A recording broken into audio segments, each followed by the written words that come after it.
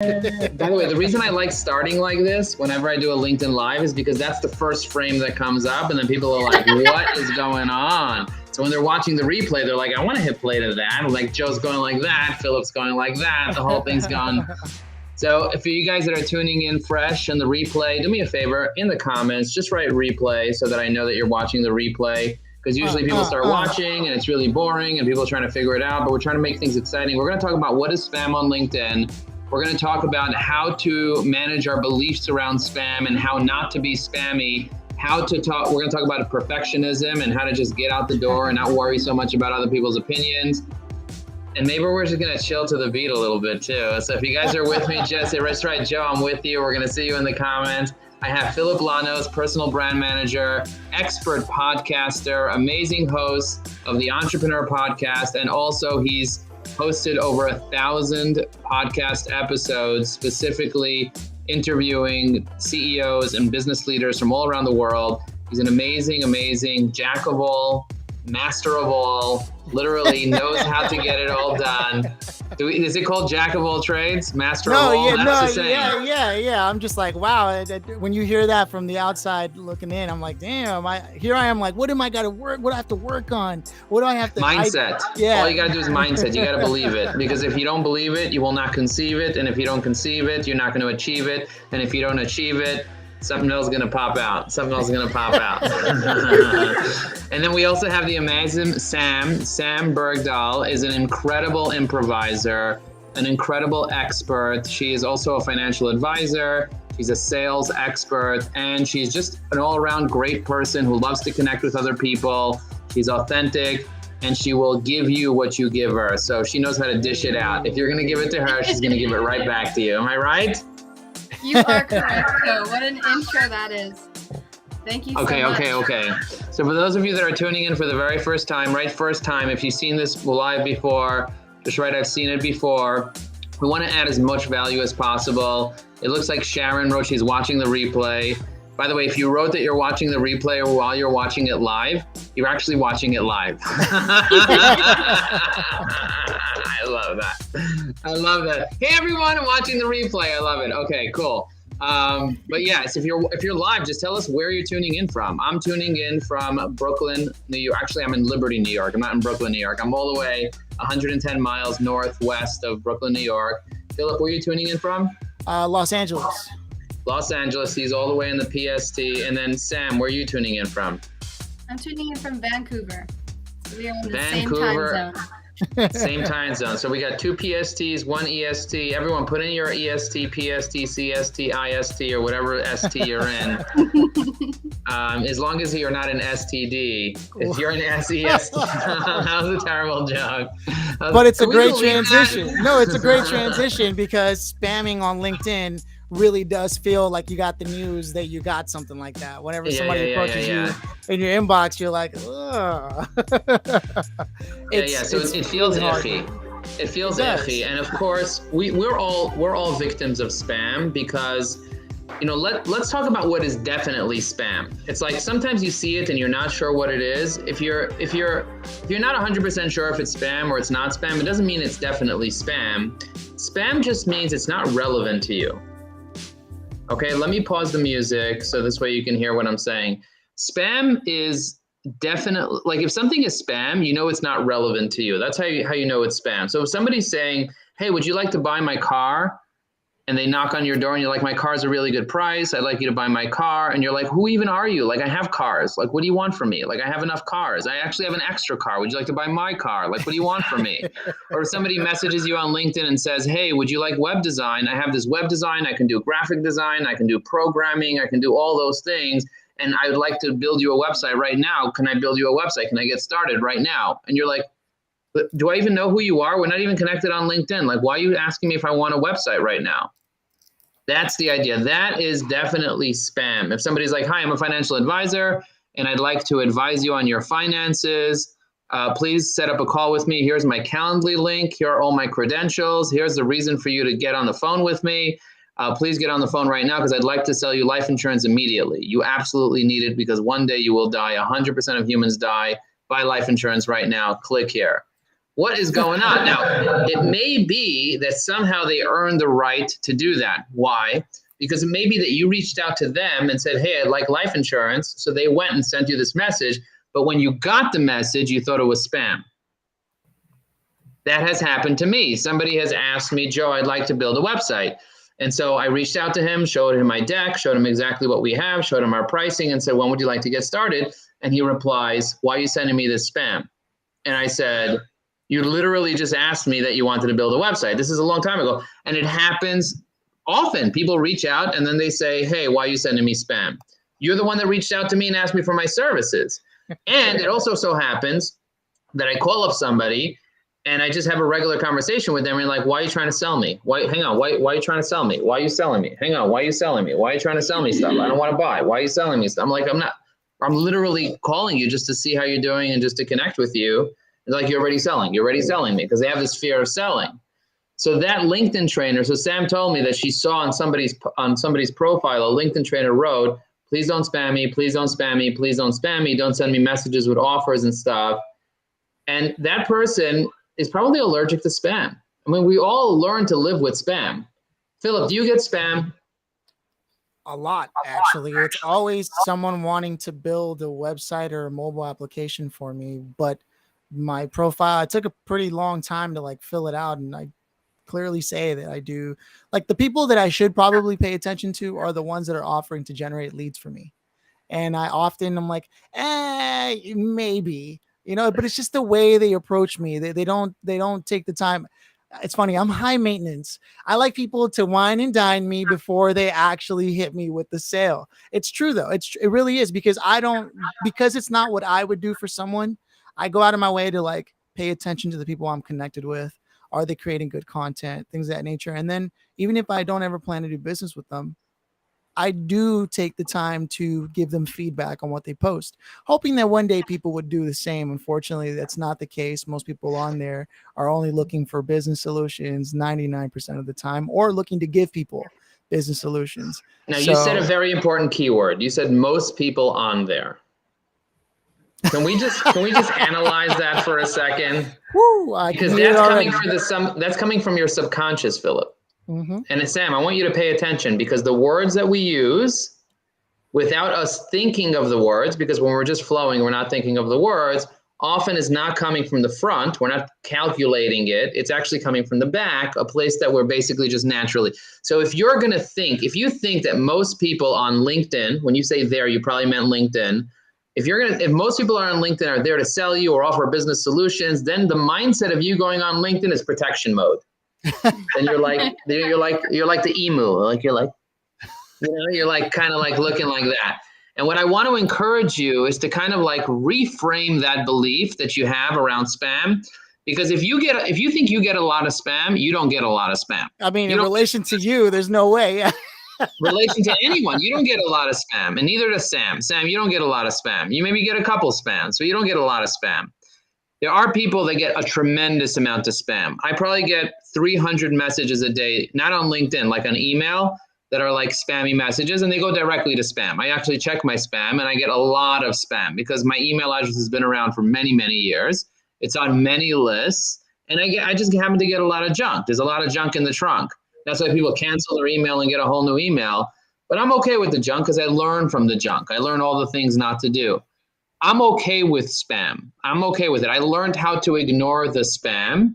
I also learned how to learn from the spam, and I learned how to triage spam to determine how spammy is it. And sometimes I get spam and I turn that into a client.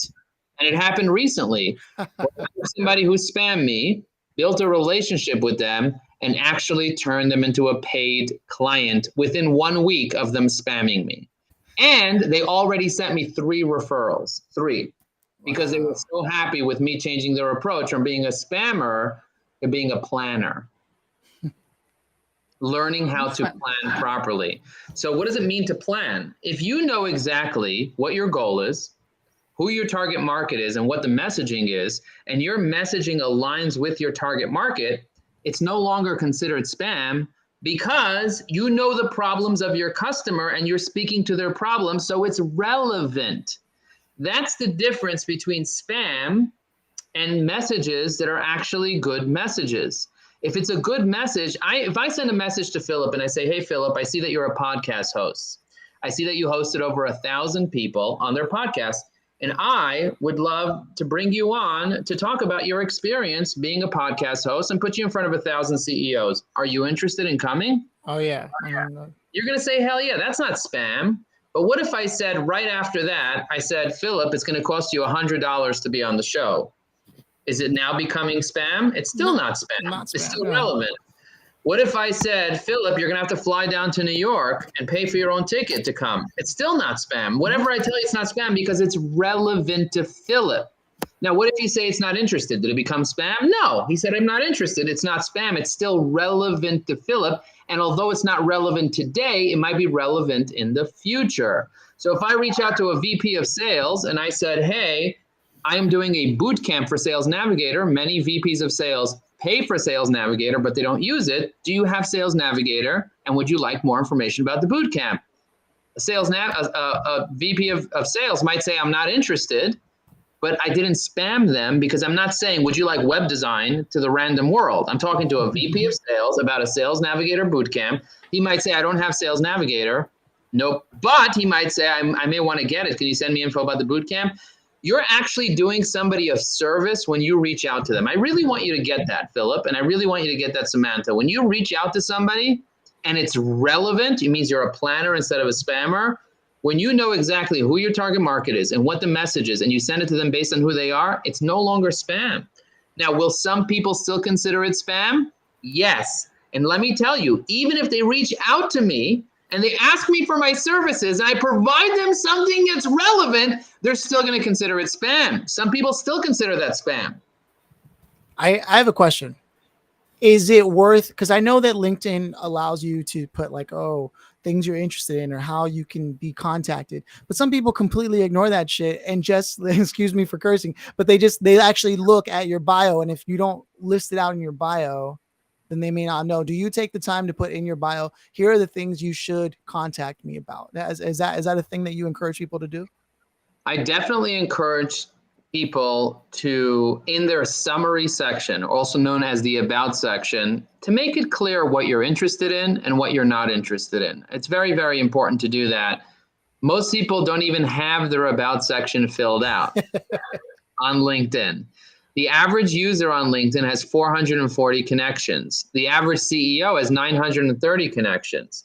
So if you think about that, think about the level of spam that they're getting is very, very, very low. But the few spams that they get, they still think everyone on here is trying to spam me, right? Like Philip, it came out of Philip's mouth, like it came out of the mouth of babes. You know what I mean? It's just, so a lot of people, if you believe that everyone's trying to spam you and you get 2 spam messages a week, you're not going to use the platform, you're not going to reach out, and you're not going to benefit from the 830 million people that are there, and 40% are logging in every day, and 99% of them are not spamming.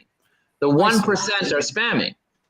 You're saying that LinkedIn is a B2B opportunity that people are sleeping on average, when they could be leveraging it to tap into offerings that would clearly solve their problems if they change their mindset around it. I think exactly. Like think about Sam, for example. Sam opened up an account last week. She got a LinkedIn premium account. She opened it up last week. She has 250 connections on LinkedIn right now. She's a Sales Navigator expert, and she's offering VPs of sales and people with LinkedIn premium accounts. She's offering them information about the bootcamp if they're interested. And if not, she's happy to chat with them and build a relationship with them and connect with them. But like 95% of the people she's connected to have a little gold icon on their profile. Now, she has 5,000 people that she's going to connect to, and 5% of them are going to hopefully be interested in this. That means she's going to have about 250 people that are interested in this program. And out of those, she's hopefully going to get a few dozen people into the program over a certain period of time, over the next 8 weeks or whatever.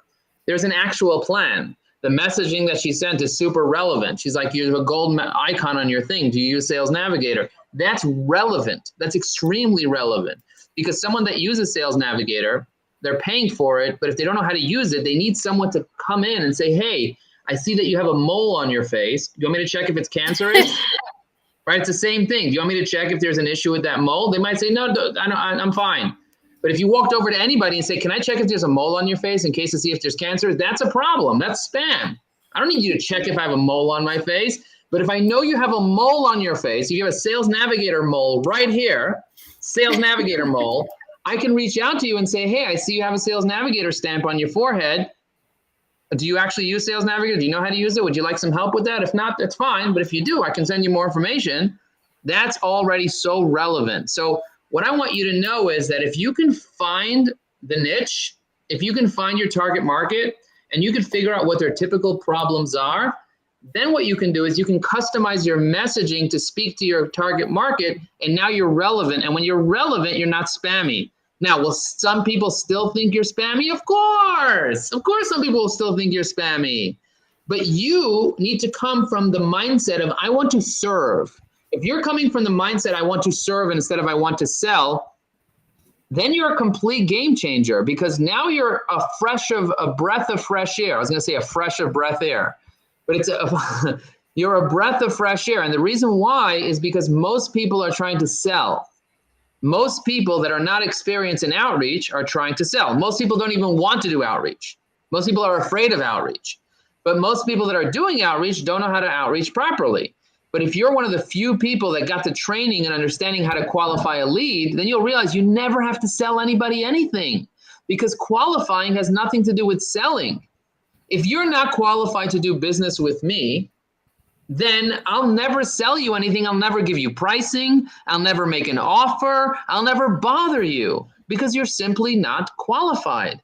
If I'm only doing business with CEOs on the Inc. 500, that's the only people I'm willing to do business with, that are doing over 5 million in revenue. If somebody reaches out and they're the CEO of a lawn company that does $500,000 in revenue, they're not even qualified. So if I reach out to them or I build a relationship with them and they think I want to sell them, that's their loss, because I don't want to sell them. But they might have the mindset of, he wants to sell me. I don't want to build a relationship. I don't want to talk to him. He's a manipulator.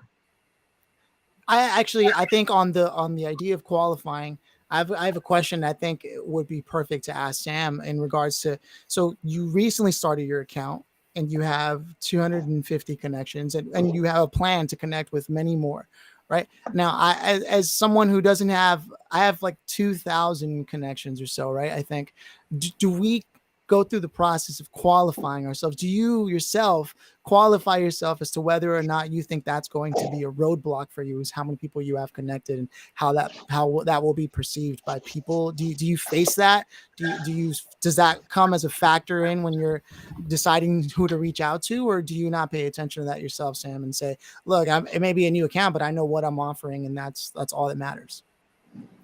Well, it's a really good question. I think that because I'm just starting this process and learning, I still have the mindset that I don't want people to think that I'm selling them, and trying to understand how I can show that I'm serving them. And so I do qualify based off of that little gold badge. But after a while of sending multiple messages, if lots of people aren't responding, then I'm starting to sink back into that old fear of, oh, they think I'm selling them.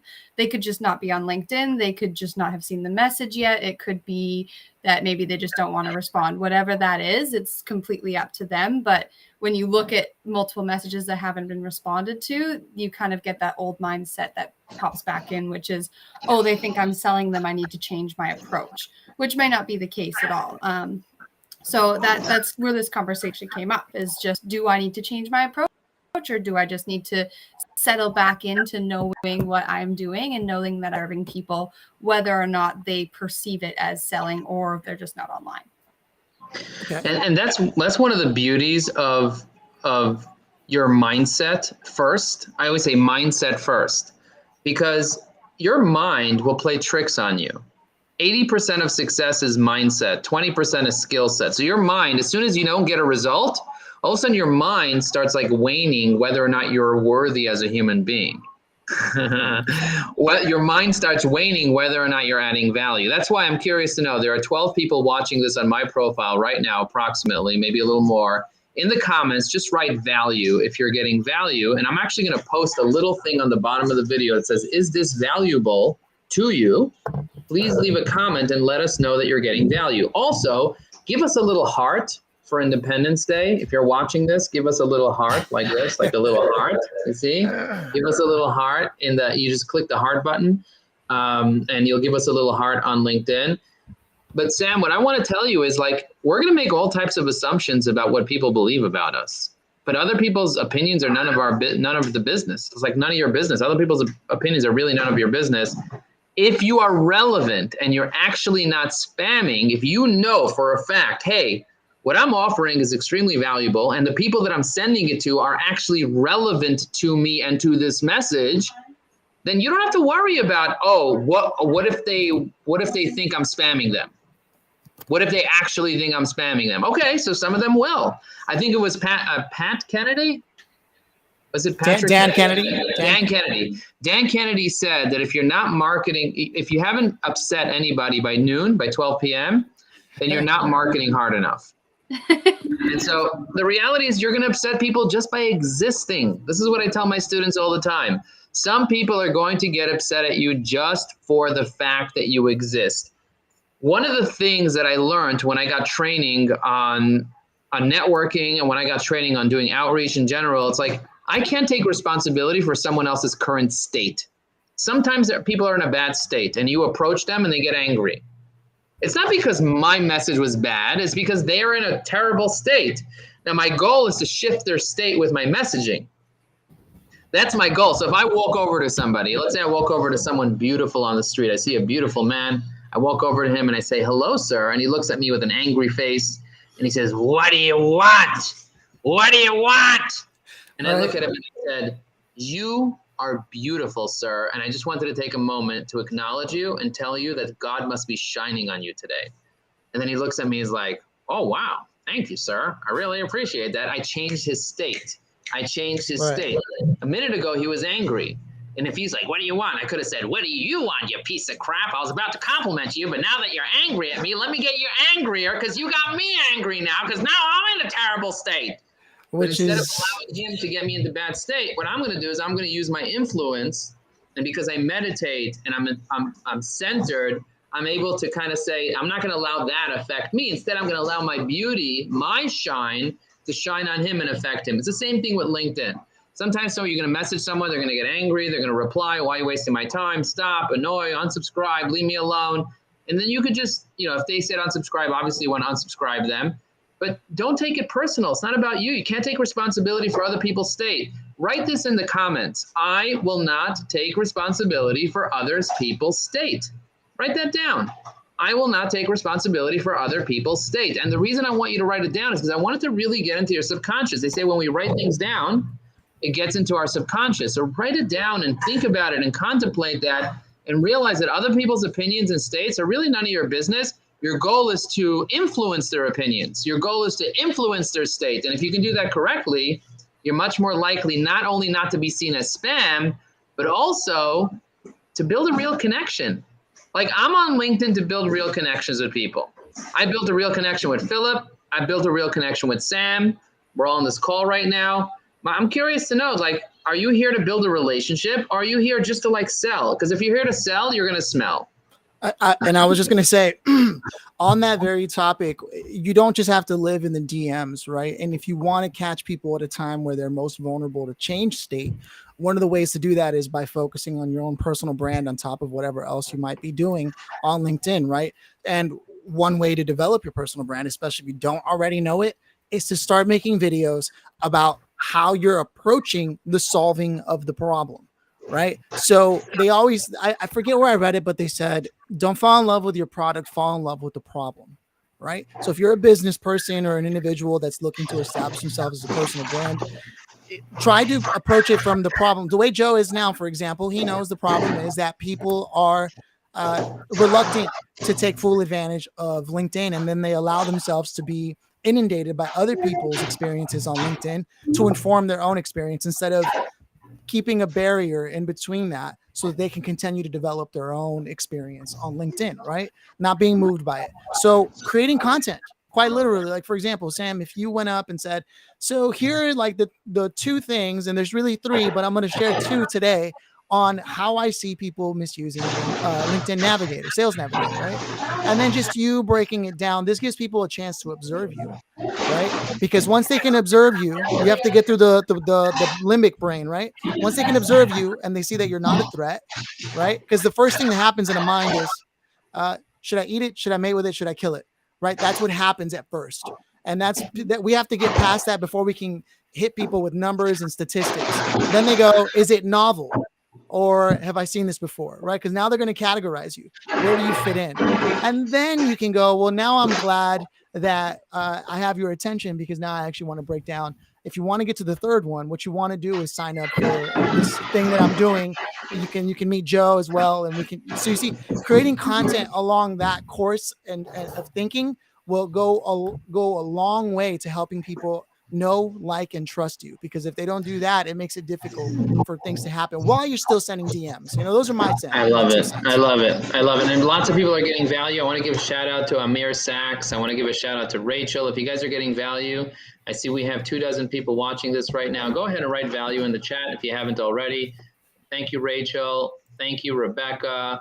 Thank you, everybody else, Sharon and everybody else watching this live right now. Thank you for tuning in. So Sam, can you just kind of recap so far? What are you getting from this session? I'm feeling a lot better about my position and how I'm going to continue to reach out to people and build relationships still. And based off of what you've just said, Philip, I have been holding off for whatever reason, because I don't like to film myself. So I've been holding off on making my profile video, but I think that's a really good place to start with what you're saying. I do have more connections now, so there will be some people who will see my content on my page, but at least if I can do something like that with my profile video, anyone who views it can have a sense of who I am and see the heart and soul that comes out of me versus a saleswoman who's pushing something. I do have a question, I guess, based off of what we're saying, giving service over sales, is what would be the best way, or how could I formulate a message that gets to the point in a clear and concise way while giving the energy of service over sales? Any suggestions? Well, what I always tell people, and Philip, feel free to chime in anytime. What I always tell people is the first thing you have to do is build rapport. That's step number one. So I always say first greeting, then feeding, then meeting. So how do you build rapport with someone? So if you want to show service over sales, you got to start mirroring them. You got to show them that you're customizing the message based on who they are. A lot of people go straight into the pitch. If you're going straight into the pitch, you're basically seeing someone at a bar. You're saying, hey, I'd like to mate with you and have 5 kids. Would you like to come back to my house? And they're like, who even are you? Like, what connection do we have? If there's no rapport, there's no trust. If there's no trust, there's no sales or selling or qualifying, or you haven't earned the right to even ask a question. So first build rapport before you ask a question. You walk over to someone on the street, you got to first kind of like create a buffer, an icebreaker before you start getting personal with them, before you even start having a conversation with them. There's an interruption. There's an interruption pattern. Interruption pattern starts with attention. So number one is, do I have your attention? Because people often, you call somebody up on the phone, you often don't even have their attention because you interrupted them.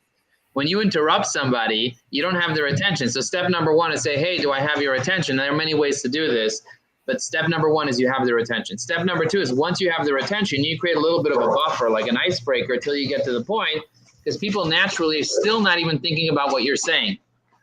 So you have to kind of naturally create some type of a buffer to be able to get in there. And often that might be a compliment. Often that might be something that you saw on their profile. So they see that you're real and you're not just spraying and praying.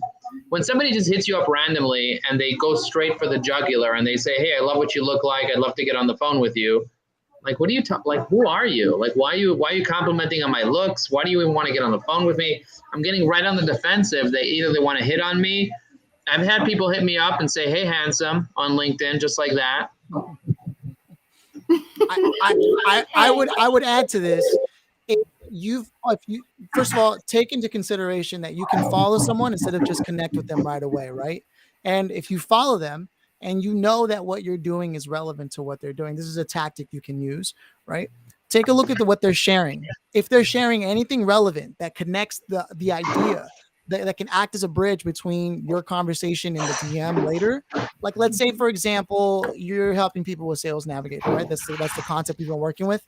and they just published a post on LinkedIn saying, we just hired 2 new salespeople to our team, and we're pretty excited. We're gonna see if we can get them to hit this certain goal or what have you. Right away, you as a sales navigator trainer on LinkedIn have the opportunity to step into the comments section and say, hey, that's super exciting. In fact, I did a training a while back, and it's something that I'm actually doing on an ongoing basis. If you are looking to consider options for investing in your team, I would highly suggest our thing. But either way, I'm excited to see what your salespeople are capable of. That's one way. It's light. You let people know it's present, right? And then you don't have to go into the DM right away. You can stay on them. You have to be able to determine what the life cycle of your sales relationship is with a client, right? How high engagement is it? You have to also take into consideration how much is it costing you to get this person, right? Because it's time and money, right? So, and if you're working for an organization, you have to keep that in mind for the organization, for them to know that you have their back too. Because let's say you do have a high profile, high ticket that you can close, right? Okay, well, how much time, how many interactions with them is it going to take? And it's not just about getting through the interactions, but based on what you see them posting in their activity, do they seem like someone who is actually already committed to the idea of LinkedIn? And if not, and they're kind of lurkers, like Joe likes to say, right, then you might have to tease them out a little more than that, and you never know why they're just lurkers. They could also have confidence issue themselves, right? So keep all of this in mind. There are people on the other end of this. It's not, hey guys, thanks for tuning into our LinkedIn. It's hey you. Because on the other side of this is someone. We shouldn't be speaking at people. We should be speaking to people when it comes to LinkedIn. And with that being said, I have a question for the audience. Who do you want to meet? Leave a comment with your ideal client is on LinkedIn. We're going to have about 1,000 people see the replay for this because the value of this is very, very high. We are talking about what is spam on LinkedIn, how to be relevant. We're talking about mindset. We're talking about beliefs. We're talking about making sure that you're crafting your message in the right way to allow people to actually want to respond. Here's another tip that I have for you, Sam. And my other tip is make sure that when you send a message, it's really easy for the person to respond, because 58% of people are using LinkedIn from their mobile phone. And as a result, you get a message. I'm going to get a message right now. I'm going to pull up my mobile phone right now. I'm going to pull up my LinkedIn. I'm going to go through my messages right now, right? These are my messages. I'm going to go through it, and I see a message from somebody, and it says, hi, LinkedIn member. I'm Kim. Hi, LinkedIn member. Hi, member. Hi, member. Remember me? Hi, member. I'm Kim, head of employee engagement at this company. You're blah, blah, blah, blah, blah. I'm really excited that us, me. Would you like a free demo? Really? Really? Would you but like it's valuable. It's free. It's free. It's valuable. No, by the way, if it's free, it's not valuable. I just want to say that. So I press no thanks to give me an option, no thanks, or book a demo. And then she writes, no problem at all. I just want to leave you a link with some free tools. I've had a blast doing this, that, and the other thing. And if you change your mind, you really do want a demo, blah, blah, blah, blah. Click here to download the free. Oh, I'm not taking no for an answer. That's what that is. Point is, yes. and yeah. So believe it or not, that is not relevant to me at all. Because what does that have to do? I would have to do with HR. That's not relevant to me at all. And more importantly, it's like you're assuming that I want a demo, or that I have time for a demo, or that I'm interested in a demo, or anything like that. And does it work with some people? Maybe, but she's annoying a lot of people. This woman is annoying a lot of people. I would rather say, hey, Joe, I saw you on LinkedIn. I saw a badge on your profile that says that you might be hiring. If you're interested and you want to learn more about a program that we're launching, I noticed that a lot of you have an issue with X, Y, and Z. I'd love to see if I can possibly be of assistance to you. If you're interested, just write yes, and I'll send you some additional information on what we're doing for other companies like yours. Now, that's a completely different message. A question on that, and to highlight that somebody maybe isn't using something as well as they could be. In my mind, that's like putting them down. And so I've been trying to avoid saying people don't necessarily use it well, or maybe you don't use it as well as you could. So I guess, am I just overthinking that? Oh, I see what you're saying. Like there's a component of overthinking there. There is a component of overthinking, but also you have a valid point. You don't want to like coach people without permission and assume they don't know how to use it. Instead, what you can say, we're working with other VPs of sales, and it looks like many of them pay for Sales Navigator, but they don't use it. Do you use Sales Navigator? Are you paying for it? Do you have the similar issue? If not, totally okay. They might say, yes, I pay for it, but I don't use it. How can you help? You said I'm not assuming that you pay for it and you use it. I'm not assuming either one. I'm just asking you a question because I want to qualify you. I want to support you. I want to make sure that that if you need me, I'm actually here for you when you need me. Does that make sense? Yes, definitely. And in the context of looking at someone's profile and touching on that, I pulled up a message that I sent because I did try to personalize it a little bit as time went on, because I am reaching out to multiple people. So I'm going to read this message to you and just see if this is like a good way to jump into that, or if you have any suggestions otherwise. So I wrote, "Hi, Nina, lovely to connect with you. Just reading your profile and I resonate with the work you do on a deep level. The world can do nothing but benefit from innovators such as yourself and more sustainable architecture designs. Grateful for your work. I also noticed that you have the LinkedIn badge, or the LinkedIn Premium badge, on your profile, and was wondering if you use Sales Navigator as well." So 2 separate messages, but started with a compliment based on their profile and then went into my pitch, for example. What do you think? Well, I kind of like that. Philip, how do you feel about complimenting the person and saying the world needs some innovators like you? It actually ties into what I wanted to say earlier. This is a perfect opportunity. So, number one, it was well written. Okay. So the quality of the writing is not in question here, right? It's the pacing of the writing. And what I mean by that is, and Joe has touched on this many times in the past before, and that's that LinkedIn is essentially a networking mixer happening 24/7. Now, if I walked up to you, Sam, in person, and I know that we're not in person, right? So that context isn't lost on me, but it's still, that's how people experience it. Time is linear, right? Not like we experience it bit by bit. So if I walked up to you and I genuinely meant this, like, I've seen the work you've done with Sales Navigator and the training you've been able to do. And I think honestly, you've been able to change people's lives in terms of getting them to the place where they wanted to go in terms of sales and their career. And I really think that there's no higher calling than helping people do that. I also noticed that you haven't necessarily done any training so you see how like it's already a lot of information. And if it were a mixer in real life, right? Even something is, hey, saw what you did with the sales. I'm loving what you're doing with the training. Would love to talk to you about that sometime. Like punchy, and because otherwise what you're doing is you're over investing, and you have to keep in mind, they may not even have time to read all that. But what if the message is shorter? They understood the idea quicker, right? Say less with more. And then they go, oh, I want to keep this person in mind. And you make it easy the way Joe said, just say yes if you're interested in this, right? That's all you have to write back. So you combine what Joe was saying earlier with that. It's all about pacing. And sometimes I say, if you're very, very interested, please don't reply. And then they didn't reply. And then you can continue saying, oh, I noticed you didn't reply. That means you're interested. Continue not to reply if you're super interested, and I'll be sending you some more resources.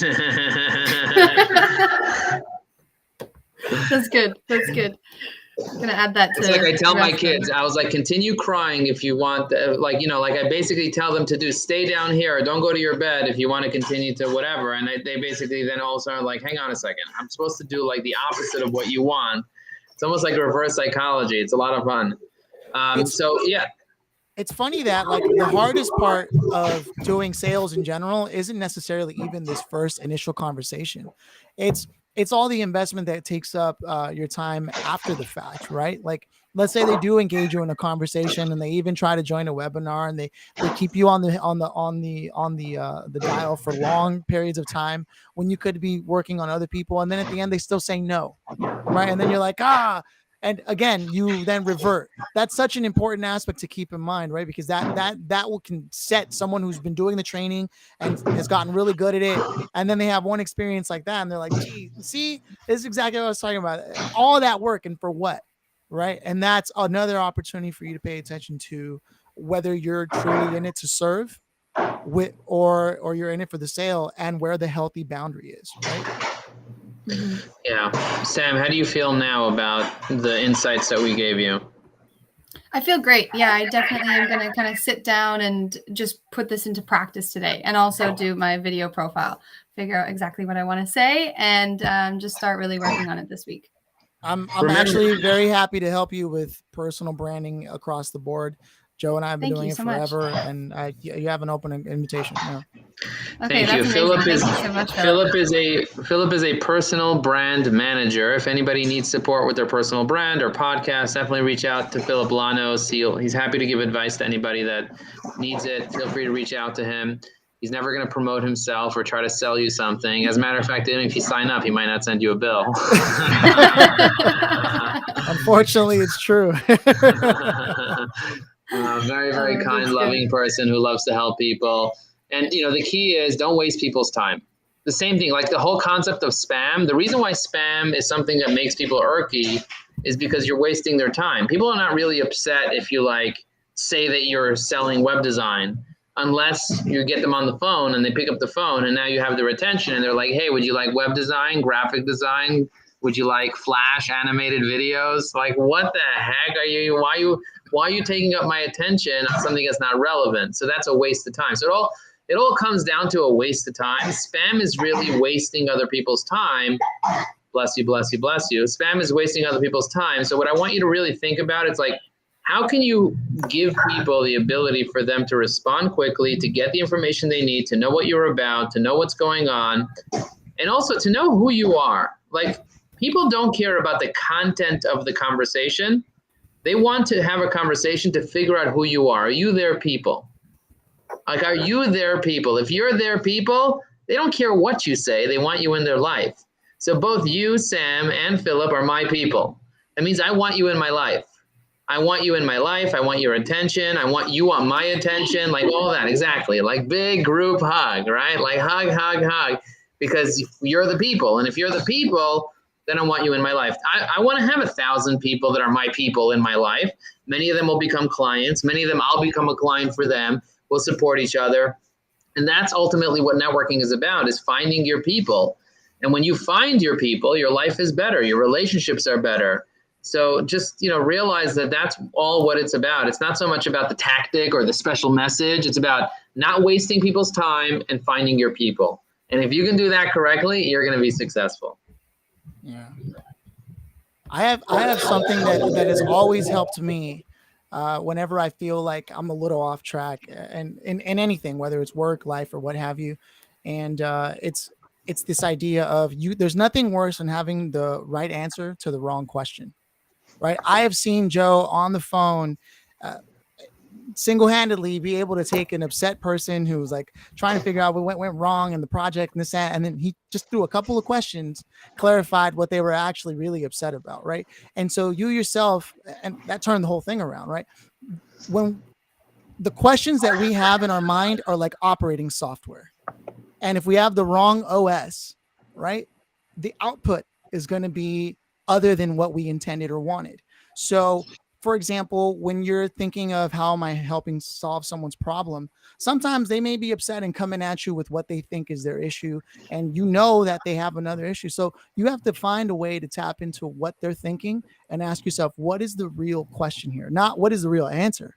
What is the real question? Because the minute you present the right question, they sell themselves. I've seen it happen over and over again. Well, when was how much have you invested in terms of Sales Navigator training? None, really. Oh, well, I mean, that solves the issue right there. How much have you invested in any training for sales at all for your people? None. I mean, they're salespeople. That's what they do, right? No. So when you ask the right questions, right, that's what matters. In fact, if you never got an answer, but all you did was get better and better questions, you would be making progress, because the point isn't to have the answer. It's to have the right questions. Questions lead to the right place. So it's almost like a GPS. If you want to get somewhere, you need questions to lead you there. And so often people are looking for answers, and the answers are usually like a dead end. Instead, what you want to do is ask the right questions. And to Philip's point, when you ask the wrong questions, that's where spam comes in. So if you tell somebody, would you like to buy web design? That's the wrong question. Because the answer is always going to be no. The answer is going to be, why are you spamming me? The answer is going to be unsubscribe. The answer is going to be, stop wasting my time. So you don't want to ask the wrong questions either. So, and also framing the question with some context and with some rapport can really go a real long way. So just remember, greeting, feeding, and then meeting. Don't just try to get on the phone with people. Don't bother people. Don't waste their time. Try to keep it short. People actually get a dopamine hit when they answer questions. That's why surveys work so well on LinkedIn. When I ask you a question and you answer it, you actually feel good about yourself, especially if it was a relevant question. If I were someone who was trying to send DMs saying, would you like to buy web design? I would instead create a post saying, how much has the current design of your website generated for you in terms of business, right? And then like showcase the different types of web designs out there that seem to convert the best in that post. I would start approaching it that way, because the question isn't, would you like to buy web design, right? Is, would you like to have web design that actually converts into business? You see how the right question changes things? Because now you're speaking their language, because everybody should be in the business of selling money, because that's all businesses want, right? Is money. So your question should be geared to like, hey, would you like more money? Yes, I would. Great. So you have to think of it in those terms. So people don't want the drill, they want the hole in the wall, right? And there are three main things that companies get. One of them is making money. The other one is saving money, which is a form of making money. And the other one is eliminating risk, which is also a form of saving money and making money. So those are really the those are the three holes in the wall. Those are the three competitive advantages. At the end of the day, it has to do with the benefits instead of the features. People say, would you like a car? No, nobody wants a car. People want a comfortable way to get from point A to point B. They want to get to their destination. So the more you talk about the benefits without being too fluffy, would you like to have a dream life? That's like super fluffy. You want to still be tangible and get to the benefit without going way overboard and talk about like, would you want to leave a legacy after you die? And talk about like something that's way out there. In fact, right, if you know the nightmare, you can present the dream. So if you were to take time out to map out the entire nightmare of the target audience or the target client that you're looking for, like, what is their nightmare, right? Like, oh, if it's in sales, right, I have an entire team that can't seem to close anything. Not only are they costing me X amount of dollars a month, but also I have my overhead. Like, what is the nightmare they're actually living through? And how can you tap into that nightmare conversation and, again, fall in love with the problem, right? And start addressing how some of those things can be alleviated. Awesome. Well, thank you guys for coming here today. Really appreciate both of you, and looking forward to getting feedback from anybody watching the live or the replay. Let us know in the comments below. Feel free to connect with Sam if you want Sales Navigator Bootcamp. Feel free to connect with Philip if you're interested in a personal brand manager. And appreciate you guys very much, and we'll see you on the next one. Boom. Awesome. Thanks, guys.